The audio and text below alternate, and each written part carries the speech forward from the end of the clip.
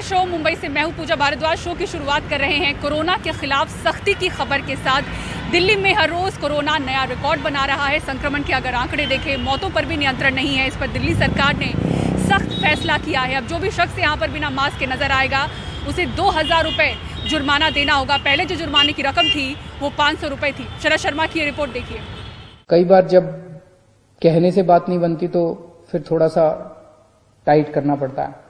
तो फाइन अभी 500 रुपये था, इसको बढ़ा के 2000 रुपये फाइन किया जा रहा है कि जो मास्क नहीं पहनेगा उसके ऊपर 2000 रुपये का फाइन लगाया जाएगा।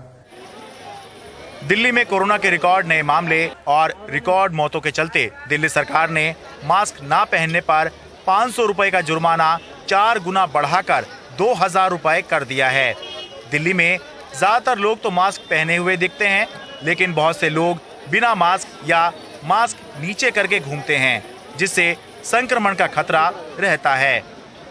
दिल्ली का मशहूर चांदनी चौक उन बाजारों में से एक है जहां दिवाली के दौरान जबरदस्त भीड़ और कोरोना नियमों का खूब उल्लंघन हुआ। हालांकि अब चांदनी चौक में पहले के मुकाबले ज्यादा एहतियात तो बढ़ते जा रहे हैं, लेकिन लोग अभी भी ढिलाई करते देखे गए। मास्क ना पहनने पर 2000 रुपये का चालान है जी। कहाँ आपका मास्क कहाँ है? गिर गया जी। अभी कहाँ गिर गया? मेरी रास्ते में। अभी लूंगा दूसरा। अब 500 की जगह 2000 रुपये का चालान होगा। ठीक है जी, ले लेता हूँ। गलती हो गई, ले लेता हूँ। 2000 रुपये का चालान है जी। इस तरह से मास्क अगर नीचे मिला तो अब 500 की जगह 2000 रुपये का चालान कर दिया गया है। सही बात है। अब बोलना तो पड़ता ही है जी, हम लोगों का दुकानदारी काम है, बिना बोले तो बातें नहीं बनती है। 2000 रुपये का चालान है जी। इस तरह से आपने मास्क नीचे किया हुआ है। भाई इस तरह से मास्क नीचे करने पे ना 2000 रुपये का चालान होगा। भाई तुम तो बेइज्जती मार रहे हो। ये नाक के नीचे अगर मास्क आएगा ना तो 2000 रुपये का चालान है। अब 500 रुपये की जगह 2000 रुपये हो गया अब। हाँ ठीक है भैया, अगली बार से नहीं। ये थोड़ा सा डील है इसलिए ऐसा हो रहा है। वैसे नियमों का पालन करने वाले लोग केजरीवाल सरकार के जुर्माना बढ़ाने के फैसले से सहमत दिखे। सही है, जरूरी है अपनी सुरक्षा करना। नहीं, अपनी सेफ्टी के लिए तो लगाना चाहिए। 5000 का चालान होना चाहिए कम से कम। कम से कम 5000। उसका रीजन है आज स्टिकलेंस काम होगी तभी आगे बढ़ेगा। कोरोना ठीक होगा। कोरोना ठीक कैसे होगा? आपने तो बिल्कुल एक आदर्श स्थापित कर रखा है। बिल्कुल इतना बढ़िया तरीके से कवर किया हुआ है। फिटिंग होनी चाहिए पूरी, ऊपर सेफ होना चाहिए आदमी। बेनिफिट ही तभी है सर। जब तक वैक्सीन नहीं तब तक ढिलाई नहीं। बहुत बढ़िया। और ये सर 500 की जगह 2000 रुपये का चालान हुआ करेगा। बिल्कुल बिल्कुल सही है। इसके अलावा सभी जिलों के डीएम और सीडीएमओ को आदेश दिया गया है कि 2 दिन के भीतर कोरोना टेस्टिंग सेंटर की संख्या 2 गुनी करें। दिल्ली सरकार ने अपने 11 अस्पतालों को आदेश देकर 663 ऑक्सीजन बेड्स को आईसीयू में अपग्रेड करने का आदेश दिया है। 750 आईसीयू बेड्स केंद्र सरकार से मिलने का आश्वासन मिला हुआ है। मेडिकल स्टाफ की किल्लत से निपटने के लिए चौथे और 5वें साल के एमबीबीएस छात्रों, इंटर्न और बीडीएस पास डॉक्टरों को कोरोना ड्यूटी में लगे डॉक्टरों की मदद के लिए नियुक्त करने का आदेश दिया है। गुरुवार को मुख्यमंत्री अरविंद केजरीवाल ने बीजेपी और कांग्रेस के साथ सर्वदलीय बैठक में संवाद किया। बीजेपी और कांग्रेस दोनों ने केजरीवाल सरकार पर सवाल उठाए तो केजरीवाल ने कहा, ये राजनीति का समय नहीं है। जरा सोचकर देखिए कि अगर कोरोना काल में कोई सरकार जनता से ये उम्मीद कर रही है कि जनता मास्क पहनेगी, तो क्या ये बहुत ज़्यादा उम्मीद कर रही है? और अगर लोग मास्क नहीं पहन रहे और सरकार जुर्माने की रकम बढ़ा रही है, तो क्या वाकई इसको सख्ती कहा जाएगा? क्योंकि मास्क लगाने से जान किसकी बच रही है? हमारी ही तो बच रही है। दिल्ली से मैं शरद शर्मा, एनडीटीवी इंडिया। और अब गुजरात के अहमदाबाद शहर की बात करते हैं, जहां कोरोना के मामले इतने बड़े हैं कि रात 9 बजे से सुबह 6 बजे तक जनता कर्फ्यू जारी कर दिया गया है। 20 नवंबर से अनिश्चित काल तक के लिए ये लागू रहेगा। इसकी घोषणा अतिरिक्त मुख्य सचिव ने कर दी है। इधर दिल्ली ही नहीं बल्कि मुंबई शहर में भी बीजेपी महाराष्ट्र की अघाड़ी सरकार पर छठ पूजा को लेकर हमलावर है। इस तरफ जो गाइडलाइंस मुंबई शहर में जारी की गई हैं, उसमें राज्य सरकार और शिवसेना शासित बीएमसी में तालमेल की कमी नजर आ रही है। सुनील सिंह की रिपोर्ट देखिए। मुंबई में कृत्रिम तालाब छठ पूजा के लिए बन रहे हैं, क्योंकि समुद्र तट, नदी और तालाब किनारे छठ पूजा करने पर शिवसेना शासित बीएमसी ने रोक लगा दी है। लेकिन बीएमसी की गाइडलाइन के उलट राज्य की सत्ता में शामिल एनसीपी कोटे के मंत्री कह रहे हैं पूजा पर प्रतिबंध नहीं, सिर्फ मनोरंजन और राजनीतिक कार्यक्रमों पर पाबंदी है। छठ पूजा के समय काफ़ी लोगों का जमावड़ा होता है और सोशल डिस्टेंसिंग पालन करना कठिन होता है, इसलिए हमने सार्वजनिक स्थल जैसे समुद्र तट है, कोई नदी किनारा है या कोई तालाब है जो सार्वजनिक है, वहाँ पे हमने छठ पूजा करने से मनाही की है। लोग जाके अपने तरीके से जाके अर्घ दें, पूजा करें, लेकिन जिस तरह से उसका एक कार्यक्रम का स्वरूप दिया जाता है कुछ संस्थाओं की ओर से, उन संस्थाओं को परमिशन नहीं मिलेगी। व्यक्तिगत रूप से लोग पूजा कर सकते हैं। इधर कई मुद्दों पर पार्टी लाइन से जरा अलग चल रहे कांग्रेस नेता और जुहू बीच पर छठ पूजा के बड़े आयोजक संजय निरुपम ने लोगों से समंदर किनारे न जाने की अपील की है। मैं इस बार जुहू बीच पे नहीं जाना चाहूँगा और मैं नहीं चाहूँगा कि सार्वजनिक रूप से छठ पूजा का आयोजन किया जाए, क्योंकि छठ पूजा के आयोजन में बड़े पैमाने पर लोग आते हैं, एक दूसरे से मिलते हैं, एक दूसरे से गले मिलते हैं, और ऐसे में अगर कोरोना का प्रभाव बढ़ा, संक्रमण बढ़ा, तो बिना वजह छठ पूजा को लोग बदनाम कर देंगे और ये मुंबई के लिए भी एक अच्छी बात नहीं होगी। बीजेपी को आघाड़ी सरकार पर बरसने का मौका मिला। पार्टी नेताओं ने राज्यपाल से मुलाकात की और उत्तर भारतीयों, बिहारियों के साथ भेदभाव का आरोप लगाया। स्थिति भ्रम की बनी हुई है, लोग ऊहापोह में हैं। सरकार के मंत्री और प्रशासनिक अधिकारियों के बीच किसी भी तरह का तालमेल दिखाई नहीं देता, समन्वय दिखाई नहीं देता। दरअसल महाआघाड़ी की सरकार का उत्तर भारतीयों और बिहारियों के प्रति जो हेय दृष्टि से देखने की भावना है, यही कारण है कि वो अब तक छठ पर्व के लिए किसी भी तरह की गाइडलाइन उपलब्ध नहीं कराए। इस बीच मुंबई में भी छठ बाजार तो सजे हैं, मगर घाट को लेकर बरकरार असमंजस में सूर्य को अर्ध में इस्तेमाल होने वाले सूप दाउरे की बिक्री भी धीमी है। मुंबई से पूजा भारद्वाज के साथ सुनील सिंह, एनडीटीवी इंडिया के लिए। लॉकडाउन के दौरान घर से काम हो, ऑनलाइन क्लासेस हो या फिर ऑनलाइन गेम्स, ईयरफोन्स का इतना इस्तेमाल हुआ है कि इससे नई मुसीबत खड़ी नजर आ रही है। कान में दर्द, कान में संक्रमण, फंगल इन्फेक्शन या फिर सुनने में तकलीफ की शिकायतों के साथ लोग अस्पतालों का रुख कर रहे हैं। ये रिपोर्ट देखिए। लॉकडाउन के दौरान ईयरफोन के ज्यादा इस्तेमाल से कान की तकलीफ के मामलों में कई गुना बढ़त हुई है।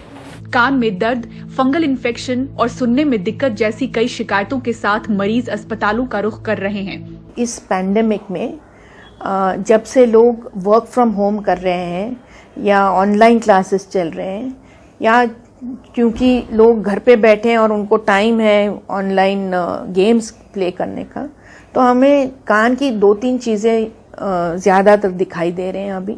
तो एक तो कान का दर्द, दूसरा कानों के जो बाहर का कनाल होता है, ईयर कनाल जो होता है, उसका इन्फेक्शन, जिसको हम लोग ओटाइटिस एक्सटर्ना कहते हैं, वो भी काफ़ी दिखाई दे रहा है, क्योंकि लोग ईयरबड्स जो है या ईयरफोन्स जो है वो एक दूसरे के इस्तेमाल कर सकते हैं, तो उससे इन्फेक्शन की चांसेस ज़रा ज़्यादा होती हैं। काफ़ी ऊंची आवाज़ में अगर सुने तो उसके बाद सुनने का कम हो सकता है।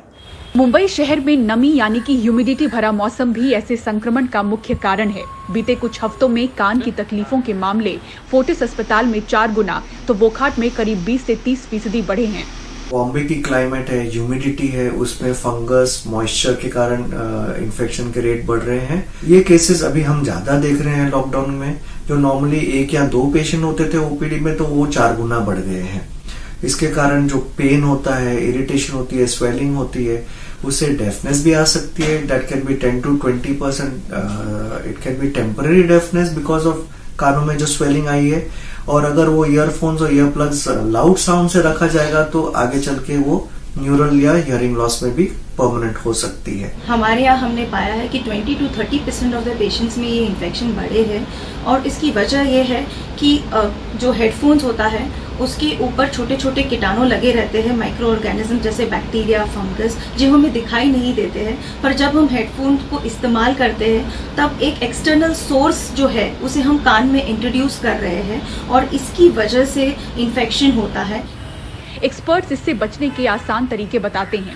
ब्रेक के साथ ईयर या हेडफोन का इस्तेमाल हो, ज्यादा देर तक तेज आवाज में न सुने, और ईयरफोन की बार बार सफाई होनी बेहद जरूरी है। कोरोना काल में रहन सहन के सारे तौर तरीकों में बदलाव और सुधार की दरकार है। मुंबई से पूजा भारद्वाज की रिपोर्ट, एनडीटीवी इंडिया के लिए।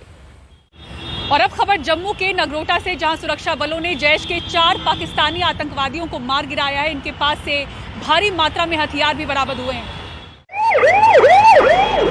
जम्मू के नगरोटा का बन टोल प्लाजा, सुरक्षा बलों को खुफिया जानकारी मिली कि आतंकी ट्रक के रास्ते कश्मीर में घुसने के फिराक में हैं। सुरक्षा बलों ने नाका लगाया। आतंकी जैसे ही टोल प्लाजा पर पहुंचे तो पुलिस, सीआरपीएफ और सेना के जवानों से घिरा देख फायरिंग शुरू कर दी। करीब 3 घंटे तक चली फायरिंग में चारों आतंकियों को ढेर कर दिया गया।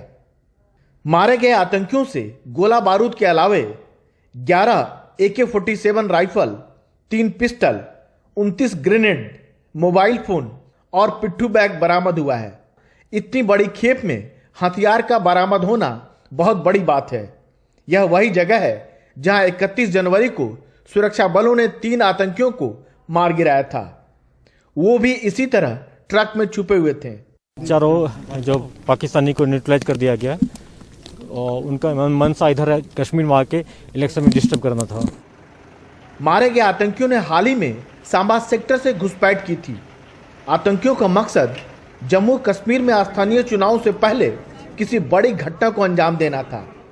अगर इनके मंसूबे कामयाब हो जाते तो कश्मीर में बड़ी तबाही मचती, लेकिन सुरक्षा बलों की कड़ी चौकसी ने आतंकियों के इरादे पर पानी फेर दिया। चुनाव करीब आते ही कश्मीर में आतंकियों की हरकत बढ़ रही है। शायद उनके आका यह संदेश देना चाहते हैं कि कश्मीर में सब ठीक नहीं है। वहीं सुरक्षा बल आतंकियों का मुंहतोड़ जवाब देकर यह साबित करने में लगे हैं कि कश्मीर में लोग पूरी तरह सुरक्षित हैं। नई दिल्ली से राजीव रंजन, NDTV इंडिया।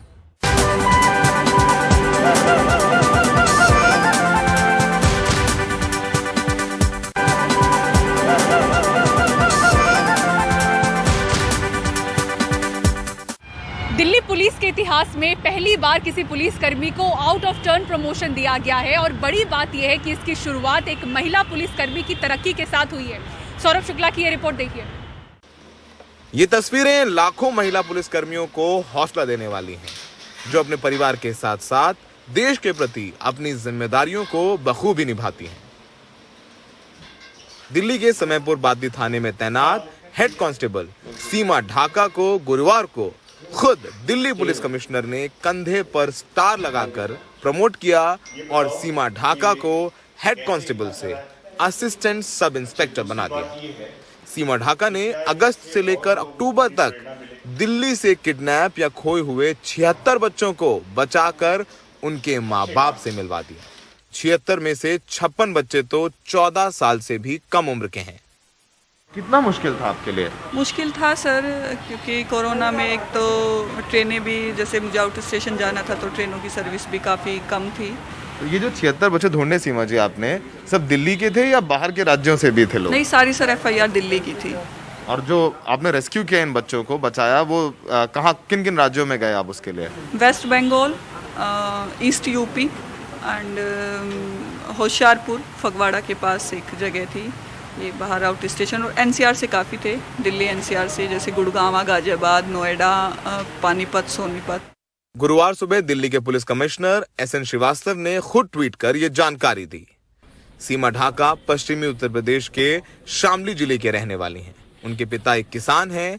सीमा के पति भी दिल्ली पुलिस में तैनात हैं। सीमा कहती हैं कि उनका भी एक 8 साल का बेटा है, इसलिए वो बच्चों के बिछड़ने का दर्द समझती हैं। मेरा एक बेटा है 8 साल का।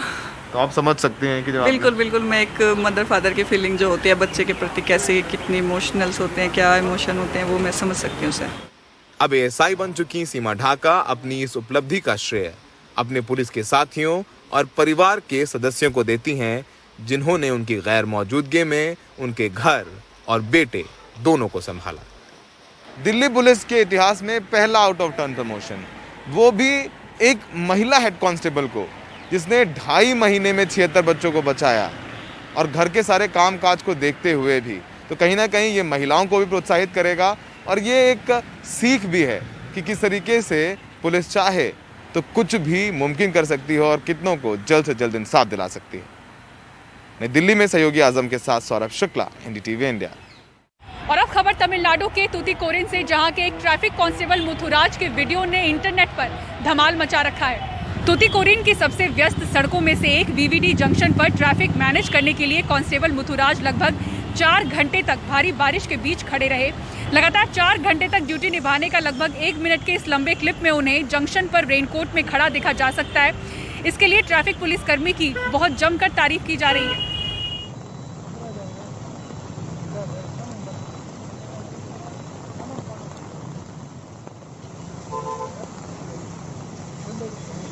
और सिटी सेंटर शो में फिलहाल मेरे साथ इतना ही। पूरी टीम को दीजिए इजाजत और खबरों के लिए देखते रहें NDTV इंडिया। नमस्कार।